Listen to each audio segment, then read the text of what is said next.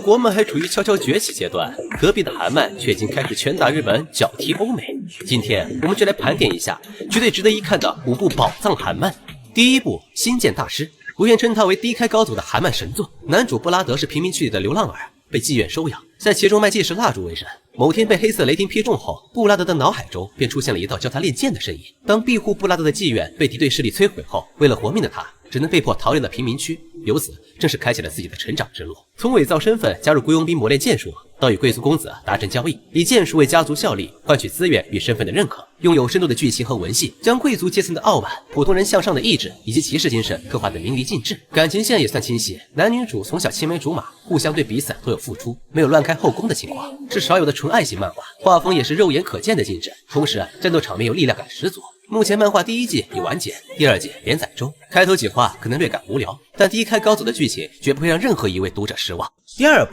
《特聘公务员》，很难相信这是一本热血战斗漫该有的画风。男主韩风考公上岸4连败，意外被罗刹袭击，觉醒暴食罗刹体质，因此被国家秘密机构招安。这个机构对外伪装成环保部门，实则专职猎杀罗刹，维护社会秩序。主角韩风的暴食体质使他能吞噬罗刹精铁，并夺取对方能力。他与另外2个同伴组成小队，在一次次高风险任务中升级打怪，同时探寻自己能力的秘密与世界末日的预言。漫画整体节奏快，打斗爽，主打废柴逆袭与团队成长的热血叙事。最佳看点当属其画风，作者的人体画的实在是太好了。目前漫画正处于连载状态，堪称男女通吃。第3部史诗级领地设计师，土木设计工程学专业的男主金修豪穿越到小说中的中世纪落魄贵族少爷身上，利用现代化的建筑技术创造出新世界，成为一名史诗级领地设计师。剧情方面十分新颖，逻辑性强，设定完整，每个角色都塑造得十分立体。男主在异世界搞基建，搞笑的同时不乏超人的战斗场面。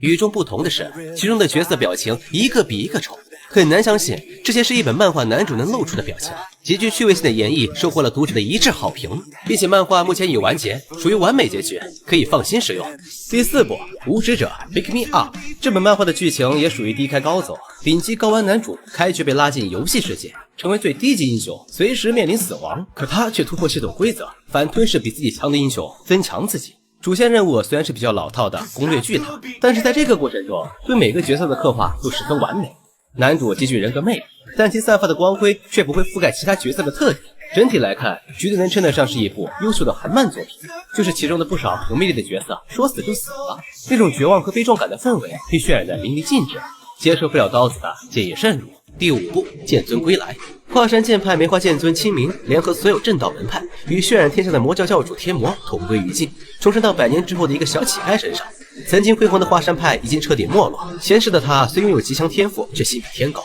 听不进师兄想要传承的意志与精神。重获一世的他只想振兴华山派和报仇雪恨，其中每个角色都不是非黑即白，而是有血有肉，与主角一同贯彻道的精神血脉传承。剧情在爽的同时，着重刻画了情与义，以中华大地为背景，处处都能让读者体会到道家的魅力，并且漫画的基本功和打斗画面十分流畅。整体来看，可以称得上是一部优秀的武侠类作品。这5部风格迥异的韩漫，没有千篇一律的俗套模板，靠着扎实的剧情、立体的人物和独特的创作思路，撑起了韩漫崛起的底气。大家认为最好看的韩漫是哪本呢？可以分享在评论区。